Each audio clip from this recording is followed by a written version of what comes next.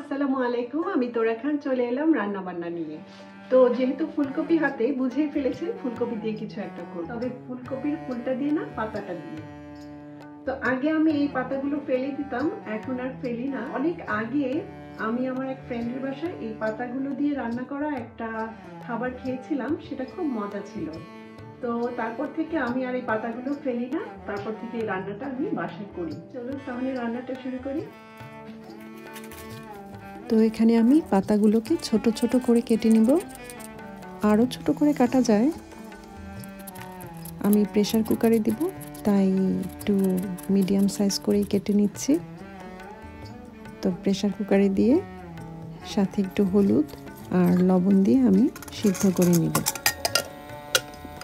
চাইলে নর্মালও সিদ্ধ করা যায়, আমি একটু তাড়াতাড়ি রান্না করতে পছন্দ করি, তাই প্রেসার কুকারে দিয়ে দিলাম। যাই হোক, 2টা সিটি দিলেই হয়ে যাবে। আর এখানে নিয়ে নিয়েছি পেঁয়াজ কুচি, রসুন কুচি, শুকনা মরিচ আর 5 ফোড়ন। তো আমার পাতাগুলো সিদ্ধ হয়ে গেছে, এখন আমি এটাকে ব্লেন্ডারে একটু পেস্ট করে নিব।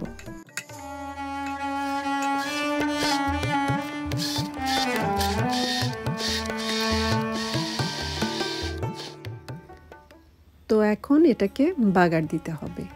আমি এখানে সামান্য তেল নিয়ে নিচ্ছি, 5 ফোড়ন, শুকনা মরিচ, কাঁচা পেঁয়াজ, রসুন দিয়ে এটাকে বাগার দিব।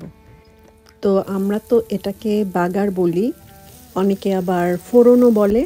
তো আপনাদের কার কার জেলায় এটা কি নামে ডাকে অবশ্যই জানাবেন। এখন আমি পাতার পেস্টটা দিয়ে দিলাম আর স্বাদ মতো একটু লবণ দিয়ে নিলাম।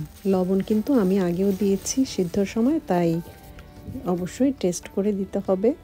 আর নামানোর আগে আমি দিয়ে নিচ্ছি একটু চিনি দিলে এটার টেস্টটা বেশি হয়।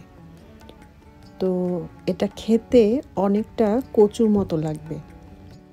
যখন আমি আমার ফ্রেন্ডের বাসায় এই খাবারটা প্রথম খেয়েছিলাম, আমি ভেবেছিলাম কচু, কিন্তু যখন শুনলাম ফুলকপির পাতা দিয়ে বানিয়েছে, আমি খুবই অবাক হয়েছিলাম।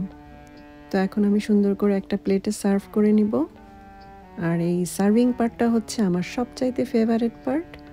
এক এক সময় এক এক ধরনের খাবার এক এক রকমভাবে সার্ভ করতে আমার খুবই ভালো লাগে। আপনাদের কার কার ভালো লাগে এরকম সার্ভ করতে অবশ্যই জানাবেন। তো আমার রান্না কিন্তু শেষ, আর সবাই কিন্তু অবশ্যই একবার ট্রাই করবেন।